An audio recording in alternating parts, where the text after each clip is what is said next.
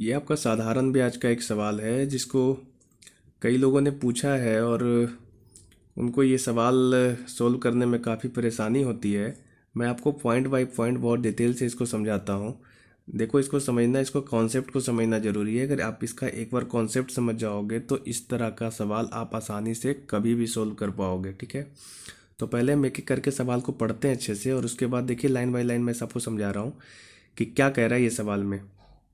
देखो, कहा है कि एक निश्चित धनराशि है, जो आपका एक निश्चित धनराशि की बात बोला है। डैट मीन्स ये आपका मूलधन है, ये आपका प्रिंसिपल अमाउंट है ना। उसके बाद बोला है कि एक निश्चित साधारण ब्याज दर से, साधारण ब्याज की साफ साफ चर्चा किया है। दैट मीन्स ये सवाल साधारण ब्याज का ही है। तो साधारण ब्याज की दर से 2 वर्ष में आपका 756 रुपया हो जाता है और 3.5 साल में ये आपका 873 रुपया हो जाता है। कौन हो जाता है? तो ये जो निश्चित आपकी धनराशि थी वो हो जाती है। आप यहाँ से ज़रा गौर से समझना कि जो यहाँ से आपको समझाने का हम प्रयास कर रहे हैं। देखो, मान लेते हैं कि वो एक निश्चित धनराशि पी था। यही पी धनराशि जो है 2 साल में, यहाँ देखो लिख रहे हैं 2 साल में 756 रुपया हो जा रहा है। और यही जो धनराशि है वो आपका 3.5 साल में ये आपका हो जा रहा है 873 रुपया। ऐसा सवाल में बोला है। तो जो चीज़ें हो जाता है ना, वो आप समझ लो कि ये आपका अमाउंट है, मिश्रधन है ये, है ना। और एक बात हमेशा ध्यान रखना कि जब इस तरह का जब भी सवाल आएगा तो जो मिश्रधन का आपका अंतर होता है ना, वो आपका साधारण ब्याज होता है। यहाँ से हम लिख रहे हैं कि जो आपका मिश्रधन का अंतर होता है वो आपका साधारण ब्याज ही होता है। साधारण ब्याज आता है ये। और कितने दिन का आता है ये साधारण ब्याज? तो आप यहाँ से समय का जो अंतर आएगा ना, आपका समय का अंतर, उतने समय के लिए आपका साधारण ब्याज मिल जाता है। तो जरा से यहाँ समय का अंतर देखो, तो 3.5 साल में जब 2 साल चला जाएगा तो आपका बचेगा ये 1.5 साल, है ना। तो 1.5 साल का आपका साधारण ब्याज क्या होगा? तो बोले ना मिश्रधन का अंतर होगा। तो मिश्रधन कितना है? 873 और 756। तो जब हम इसको 873 में 756 को घटा देंगे तो ये आपका वैल्यू मिलेगा, ये आपका वैल्यू मिल जाएगा 117 रुपया। तो 117 रुपया जो है ये 1.5 साल का आपको आपका साधारण ब्याज है। अब जरा एक बार गौर से देखो, 1.5 साल का मतलब ये होता है 6 6 महीना का 3 बार, 6 महीना 6 महीना और 6 महीना, 6 6 महीना का 3 बार। तो ये 117 रुपया आ जाता है। तो आप चाहो तो इसको ऐसे सोच सकते हो कि जब ये 6 6 महीना के अंतराल पे बढ़ रहा है और साधारण ब्याज है तो एक बराबर तरीके से बढ़ रहा होगा। तो आप देखो यहाँ गौर से कि ये 6 महीना में कितना हो जाता है रुपया। देखो, इसको हम 3 से भाग दे रहे हैं चूंकि आपका 6 6 महीना का 3 बार बन रहा है। तो जब इसको हम 3 से भाग दे देंगे तो ये आपका वैल्यू मिलेगा 39 रुपया। देखो, 117 को जब हम 3 से भागा देंगे तो ये आपको मिलेगा 39 रुपया, है ना। इसका मतलब ये हुआ कि पहले 6 महीना में 39 रुपया बढ़ रहा है, अगले 6 महीना में फिर 39 रुपया बढ़ रहा है, अगले 6 महीना में फिर 39 रुपया बढ़ रहा है। अगर हम साल भर की बात बोलें कि एक साल में कितना बढ़ जा रहा है, तो 39 और 39 को आप जोड़ के भी काम कर सकते हो। अब देखो एक चीज़, अब जरा गौर से इसको ये देखना कि यहाँ पे मान लो ये आपका अमाउंट था, प्रिंसिपल अमाउंट। ये आपका 2 साल में ये हो जाता है 756। और यही धनराशि 3 साल में हो, 3.5 साल में हो जाती थी 873, है ना।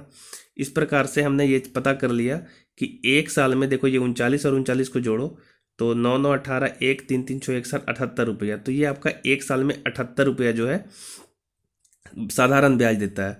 तो आप यहाँ से देखो, ये आपका 2 साल का है, ये आपका 2 साल का है, ये आपका 3.5 साल का है ना।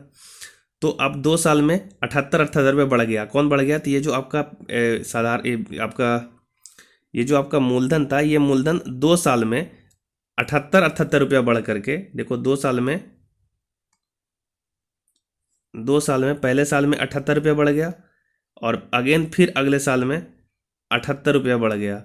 तो जब 2 बार 78 78 बढ़ जाएगा तो ये 756 जुट के हो जाता है। मतलब ये जो आपका अमाउंट है, यानी P प्लस 78 प्लस 78 2 साल में हो गया, ये वैल्यू बढ़ करके हो जाता है 756 रुपया, है ना। यानी ये आपका 78 रुपया पहले साल का ब्याज, फिर 78 रुपया दूसरे साल का ब्याज। तो 2 साल का ब्याज जब मूलधन में जोड़ दिए तो ये आपका मिश्रण दे दिया 756। तो यहाँ से हम जब P को सॉल्व करेंगे तो ये P आपका जो वैल्यू आएगा वो आएगा 756 माइनस का 78 माइनस 78। जब इसको हम सोल्व कर लेंगे तो ये आपका वैल्यू आ जाएगा 600 रुपीज़, है ना। 600 रुपया ये आएगा। तो ये इससे हमको क्या है कि मूलधन का पता चल जाएगा कि मूलधन मेरा 600 रुपया हुआ, है ना। अब एक चीज़ यहाँ से देखो समझते हैं, यहाँ से हमको दर निकालना था, बोला किस साधारण, यहाँ देखो साफ साफ बोला था आपको दर निकालने के लिए कि किस दर से ऐसा होगा, और आप ऑप्शन भी देखो आपका दर परसेंटेज में दिया हुआ है ना। दर निकालने के लिए हम क्या करेंगे कि यहाँ ये देखो 600 रुपया का ये आपका मूलधन है, ये आपका 2 साल में बढ़ करके हो गया 756 रुपया, है ना। 2 साल में इतना रुपया हो गया। ब्याज कितना मिला, तो ब्याज मिला 78 और प्लस 78। इसका मतलब 2 साल का जो ब्याज मेरा है वो आपका हो गया 156 रुपया, है ना। 78 प्लस 78 करेंगे 156 रुपया, ये आपका 2 साल का ब्याज है ना। तो आप जानते हो कि मूलधन बराबर आपका ब्याज बराबर क्या होता है, तो ब्याज होता है आपका यानी 156 बराबर मूलधन गुने समय, समय 2 साल का है, गुने दर जो आपके पूछा गया है, अपॉन 100। इस तरीके से इसको हम जब सोल्व कर रहे हैं तो ये 0 0 कैंसिल हो रहा है, ये 12 आ रहा है। तो आर बराबर जो आएगा वो 156/12 आएगा। जब इसको हम सोल्व करेंगे तो ये आपका आ जाएगा 13%, जो कि आपका आंसर हो जाएगा। ये देखो 13% आपका ऑप्शन सी में है ना। तो इस प्रकार से इस क्वेश्चन को आप इजीली सोल्व कर सकते हो। कौन कौन सी बातें याद रखने वाली बात है वो समझना कि साधारण ब्याज का ये सवाल है, और 2 साल में आपको 756 बोला था और 3.5 साल में 873 बोला था। तो ये जो हो जाता है ना, ये मिश्रधन हो जाता है। तो मिश्रधन का जो अंतर होता है वो आपका साधारण ब्याज देता है, और ये साधारण ब्याज उतने ही समय के लिए होता है जितना समय का अंतर है। तो इस प्रकार से आप कैलकुलेट कर सकते हो आसानी से इस तरह के सवाल को।